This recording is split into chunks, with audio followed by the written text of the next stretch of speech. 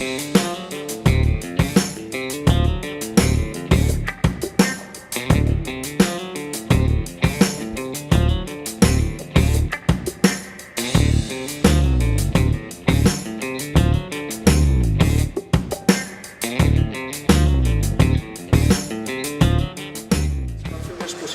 Lleida dedicada a la Núria Pompeia.